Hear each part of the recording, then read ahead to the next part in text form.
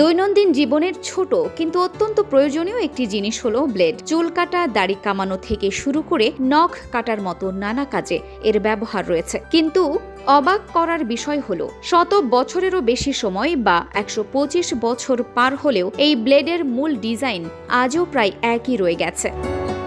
বিশেষজ্ঞদের মতে আধুনিক ব্লেডের যাত্রা শুরু হয় 1901 সালে। সেই সময় কিং ক্যাম্প জিলেট ও তার সহকর্মী উইলিয়াম নিক্সারসন প্রথম নিরাপদ ও ধারালো শেভিং ব্লেডের নকশা তৈরি করেন। শুরুতে তারা নিজেরাই এটি ব্যবহার করতেন, পরে বাজারে নিয়ে আসেন এবং যুক্তরাষ্ট্রে বাণিজ্যিকভাবে ব্লেডের বিক্রি শুরু হয়। শুরুর দিকে উৎপাদন ছিল খুবই সীমিত, মাত্র কয়েক বছরের মধ্যেই অল্প সংখ্যক ব্লেড তৈরি হলেও ধীরে ধীরে এর চাহিদা বাড়তে থাকে এবং এটি বিশ্বজুড়ে ছড়িয়ে পড়ে।